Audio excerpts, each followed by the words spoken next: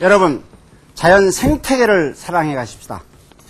오늘은 저주의 시작, 자연 생태계의 파괴라는 제목으로 말씀을 나눠보도록 하겠습니다.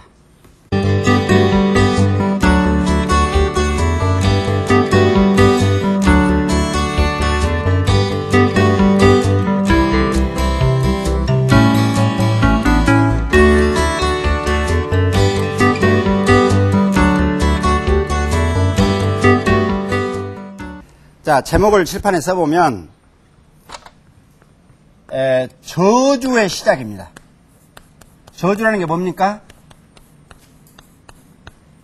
악마의 저주 뭐 이런 말이 있죠? 네. 근데 이 저주는 실체가 없는 악마가 아닙니다. 환경 호르몬이 저주하는 건데 자연 생태계의 파괴. 응? 자, 우리가 이 지구상에 인류가 살아온 지가 500만 년 됐습니다. 근데 그 500만 년 동안에 우리 인간은 자연 생태계와 자연 환경과 자연의 모든 벌, 나비, 제비와 같은 친구들과 더불어 함께 살았어요. 그죠? 그들도 우리를 안 해쳤고 우리도 그들을 해치지 않았고 그랬는데 딱 100년 전부터서 1900년 들어가면서 여러분 영국에서 이제 산업혁명이 일어났잖아요. 그래가지고 인류가 이제 돈을 버는 과정에서 많은 화학물질들을 뿌려내기 시작했습니다. 그런데 이제 이 화학물질이라는 것이 옛날에도 그렇고 지금도 그렇고 말이죠. 하루에 몇천 종류가 만들어지고 몇십만 톤이 뿌려진지를 아무도 몰라요. 지금까지. 그런 과정에서 그 무단히 살포된 그러한 화학물질들이 결과적으로는 이 자연계에 뿌려져서 그 자연계에 살고 있는 많은 우리의 친구들을 우리의 소위 식물도 있고 동물도 있고 여러 가지가 있겠지만은 그 많은 동식물들을 다 죽이기 시작했단 말이죠. 예.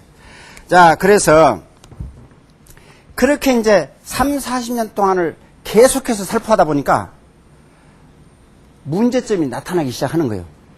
근데 우리 사람이 아프면 손톱 밑에 가시만 들어도 온 식구가 아파서 야단이고 말이지 치료하자고 야단이지만 저 자연계에 있는 말하자면은 오리가 없어진다든가 메뚜기가 없어졌다고 누구 놀라는 사람 있어요? 관심 가진 사람 없잖아요. 그래서 지난 4, 50년 동안을 그냥 무심하게 흐른 것입니다. 이 사람들이. 그랬는데 그래도 이제 자연계를 연구하는 소위 곤충학자들이 많아요. 근데 그 사람들은 이제 내가 연구하는 곤충이 뭔가 이상이 있을 때는 금방 알 수 있잖아요. 그래서 그렇게 많은 화학물질을 뿌려가지고 뭔가 이상이 있다고 처음 느낀 것이 언제냐면 1939년입니다. 그러니까 이제 1939년에 카나다의 은행가 브롤리라는 사람이 있었어요. 이게 이제 1939년부터서 이게 이제 확인이 되기 시작했는데 브롤리라고 하는 사람이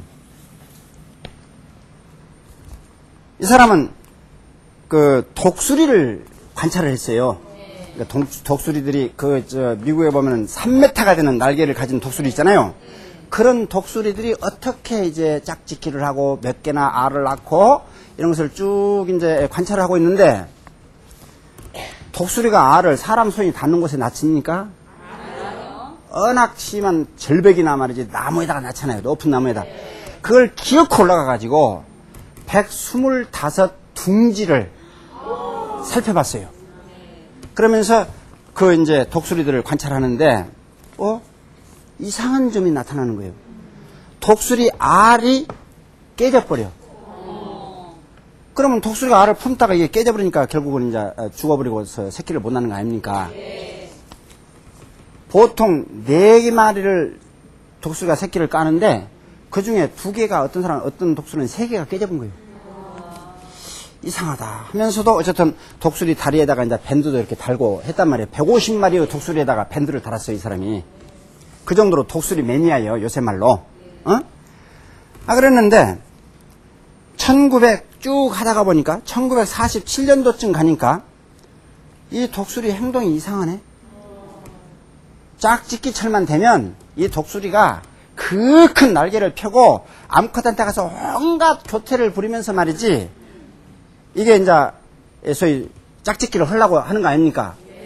그런 것이 참 모습이 장관이었는데, 1947년에는 보니까는 짝짓기가 지금 한창 돼야 될 때인데, 이 독수리가 수컷이 암컷이 옆에 있는데도 불구하고 멀뚱멀뚱 소 닭 보듯이, 닭 소 보듯이 전혀 무슨 감흥을 일으키지 않는 거예요.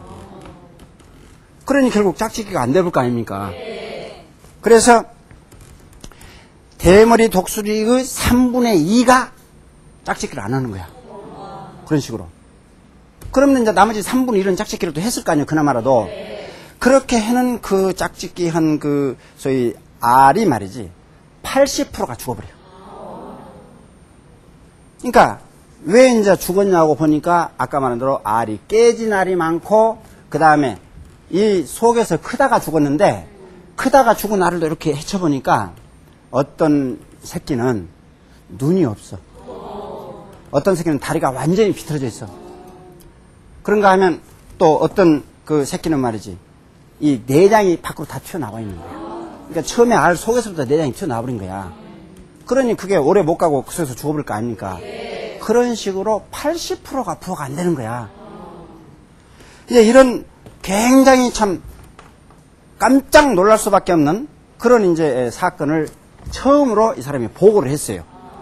이 학계에다가.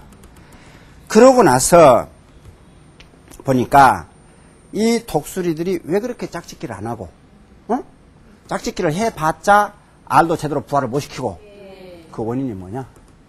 그러고 보니까 독수리에 정자가 없어요. 그러니까 수컷에 정자라는 것은 말이죠, 그 수컷으로서 활동을 할 수 있는 원동력인 것입니다. 그죠? 근데 정자가 없으니까 암컷이 있은들 무슨 소용이 있어? 그러니까 소 닭 보듯이 하게 되고 있는데, 이런 것이 이제 처음으로 거기서부터서 이거 이상하다 하는 것이 확인이 되기 시작한 거예요. 그래가지고 1957년에 가서는 또 어떤 일이 있었냐면, 저 영국에 가면 말이죠, 귀족 중에 상귀족들이 좋아하는 스포츠가 있어요. 그게 뭐냐면 수달 사냥입니다. 수달 알죠? 물속에 저 개천에 사는. 그 수달은 숨기도 잘 숨고 빠르기도 해서 보통 아주 부자 귀족이라도 수달 사냥 한번 하려면 부대를 13개 편대를 만든대요. 그러면 한 편대당 한 20명씩. 그래서 260명 정도가 몰입군이 되는 거예요. 여기도 쑤셔보고 저기도 이제 가보고 했을 거 아니에요? 그래가지고 나왔다! 그러면 이제 마지막에 그 귀족이 이제 활을 쏘는 거예요. 그래서 참 영국에서도 가장 참 최고급 귀족만 즐기던 그 수달 사냥이 1957년까지는 해왔는데, 처음으로 1957년도에 아무리 며칠 동안 사냥을 뒤져도 한 마리도 없는 겁니다. 수달이. 그래 이제 결과적으로 그 수달 사냥하는 귀족만 그 재미있는 수달이 없애버렸으니 말이야, 이거 참 인생 살 맛이 없다, 이런 좀 아쉬움이 있었을 뿐이지, 다른 사람들은 뭐 수달이 있으나 마나 나 모르는 일이니까 그냥 넘어가 버린 거예요. 예? 예?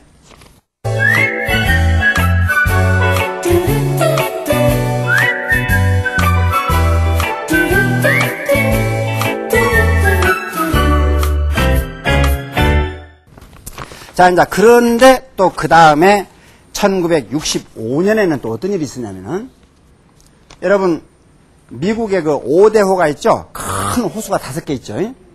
그 5대호에 말이죠, 이게 1965년에는 5대호 중에 이제 미시간호가 있어요. 그 미시간 호에 말이지,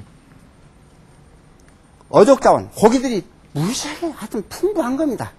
그 많은 고기들을 잡아가지고 밍크를 키웠는데, 미국도 65년도에 경제가 확 일어나기 시작했어요. 그래갖고 밍크 코트가 엄청 잘 팔리는 거란 말이죠. 그래서 밍크를 사육하는 농가들이 말이지, 백만장자들이 거의 막 일주일에 하나씩 나오는 거야. 그렇게 밍크 사육이 엄청난 돈벌이의 하나의 사업이 됐었는데, 아니 65년도에 가니까 이게 밍크들이 말하자면 자연적으로 내버려 두고 암컷 수컷만 넣으면 지들끼리 교미를 했는데 이게 새끼를 잘 안 낳네. 그래서 이제 사육자들이 말하자면 강제로 이제 이렇게 교미를 시켰어. 그리고 교미를 시켜가지고도 또 안 낳는 거야, 새끼를. 그래서 이제 인공수정까지 막 시켰단 말이야. 근데 결국 인공수정을 시켜도 그렇지, 기본적으로 그 밍크가 왜 새끼를 못 낳겠어요? 밍크 수컷이 정자가 없어버렸잖아요. 정자가 없어졌으니까 이게 교미를 지들도 안 하는 것이고, 억지로 시키려고 보니 종자라도 있어야 갖다가 꼽아주지 이게. 그러니까 인공수정도 안 되는 겁니다. 그래가지고 전 밍크 소위 사육 농가가 모두 다 망했어요. 망했는데 계속 잘 키우는 농가가 있는 거예요. 그래, 그 농가는 어디냐 하고 보니까 그 농가는 뭔가 좀 느낀 거라. 이 미시간 호에 있는 고기들이 오염되어 있다. 그래서 저 멀리 대서양에 가가지고 대서양 쪽에 있는 그 바다 고기를 사다가 100% 먹인 사람들은 살아남았단 말이에요. 그래서 이 미시간호에 소위 그 엄청나게 많았던 고기들이 다 자취를 감출 정도로 이렇게 없애버렸어요. 그 다음에 1970년대에 가니까 70년대에 가니까 그 온타리오, 미시간 옆에 온타리오가 있거든요. 온타리오호에서도 바다 갈매기의 알이 80%가 부화가 안 되는 거예요. 그리고 그 알이 이제 부화가 안 될 뿐만 아니라 이 암컷들이 이상해지는 것이, 이 알을 품는 암컷은 말이죠, 다른 놈들은 절대 접근을 못하게 얼마나 깃을 세우고 으르렁거리면서 알을 지킵니까? 근데 이놈들이 두 마리가 나란히 품고 있는 거예요. 그러면서 짝짓기를 하는데 암컷끼리 짝짓기를 해. 수컷은 또 수컷끼리 놀고. 이게 이제 소위 말하는 환경 호르몬이 동물의 몸속에 들어오면 남녀 생식의 교란을 일으켜버리는 겁니다. 그러니까 남자도 아니고 남자가 여자 되고 여자가 남자 되는 거예요. 그런 식으로 교란이 일어나다 보니까 그 싸나운 갈매기가 말이지 두 놈이 나란히 품는 거예요. 근데 혼자 품을 때 3마리씩을 깠었는데 새끼를 둘이 품고도 한 마리도 안 나오는 거야. 어쩌다가 한 마리 나오고. 그런 식으로 부화가 거의 안 이루어지죠? 그 안 이루어지는 이유가 바로 이제 지금 말하는 우리가 얘기하는 정자 문제를 지금 얘기하는 겁니다. 자연 생태계. 그러다가 이제 1990년에 가니까 스페인에 말이죠, 그 유명한 줄무늬 돌고래라고, 돌고래들이 이렇게 막 물에서 춤을 추죠. 이 돌고래가 한 1년 동안에 1100마리가 육지로 죽어서 떠날라온 거야. 그 떠날라오는 그 시체를 왜 그러는가 하고 확인을 해봤어요. 그랬더니 이 고래들이 전염병에 걸린 거예요. 디스템파 바이러스라고 해서 DSTAMPER 바이러스에 의해서 병이 걸렸는데, 문제는 병이라는 것은 걸릴 수 있는 거 아닙니까? 근데 그 병을 이길 수 있는 힘, 소위 말하는 내 몸의 면역성, 저항성을 가지고 있는 겁니다. 동물도 사람도. 근데 그것을 약화시키는 게 뭐냐니까 이 PCB라고 전기절연제입니다.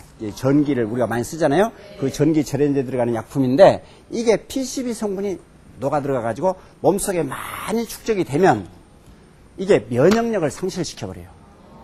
그래서 그 고래들이 1100마리가 떠나왔을 때에는 그보다 5배, 6배가 더 많은 고래는 죽어서 가라앉았다 이게. 그런 식으로 해서 그 돌고래들이 다 멸망을 해버렸어요. 그런가 하면 우리가 이제 이 이와 같이 말이죠. 1939년부터 시작해서 1990년까지 오는 동안에 그렇게 이제 많은 그 문제가 생겼는데, 이런 식으로 파괴된 자연 생태계가 각자 세계 각지에서 일어나니까 그냥 거기서만 있는 일인 줄 알았지, 이게 전부가 연결됐다고 하는 사실에 대해서는 누구도 예측도 못했고 연구도 못한 거예요. 그런데 이것이 이제 지금 현재 시점까지 와놓고 보니까 어떻게 되어버렸냐.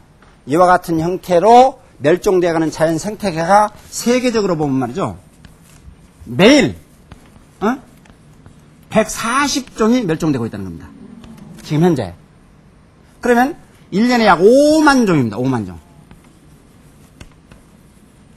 아니 1년에 5만 종씩이나 멸종되면 10년 가면 50만 종이고 말이죠. 이 자연계에 남아있을 게 뭐가 있겠습니까? 근데 우리 한국에서는 어찌냐. 우리 한국 코리아에서는 매일 1.4종이 멸종됩니다. 그럼 이것도 500종이죠? 결국 우리는 어떻게 됩니까? 우리 대한민국 여러분 지도를 한번 보세요. 이 지도가 얼마나 조그마합니까? 근데 그 조그마한 놈의 대한민국에서만도 하루에 1.4종, 1년이면은 500종이 멸종되고 버린다니까, 지금 현재. 이런 것들이 결국 말이죠. 어디에서 확인됐냐면은 1985년도에 이런 사실들이 가끔 생겼지만은 이것을 이제 쪼각쪼각 긁어 모아가지고 하나의 전체적인 현황판을 만들 수 있는 시도를 언제 했냐면 1985년도부터서 시작을 했습니다. 이게 이제 유명한 이런 자연 생태학계에서는 정말 세계적으로 노벨상을 받아야 될 분이 한 분 계세요. 미국의 데오 콜본이라는 분이 있습니다. 콜본이라는 분이 여자예요, 여자. 근데 이 여자분이 조류학을 연구하다가 이제 세계 각지에서 그런 보고서들이 날라오잖아요. 날라오는 것을 쪼각쪼각 맞춰본 거야. 그랬더니 이것은 전부 다 연결된 것이다. 이게 어느 지역에서 딱 생기고 많은 일이 아니다 말이야. 그래가지고 이것을 이제 정리를 싹 해서 1995년도에 10년 만에 책을 한 권 썼어요. 그게 이제 도둑맞은 미래라는 책입니다. 여러분, 이 시청자 여러분께서는 말이죠. 정말로 이 나라와 세계의 미래를 어떻게 지킬 것인가를 한번 생각해 본다면 도둑맞은 미래라는 책은 꼭 한번 읽어봐야 됩니다.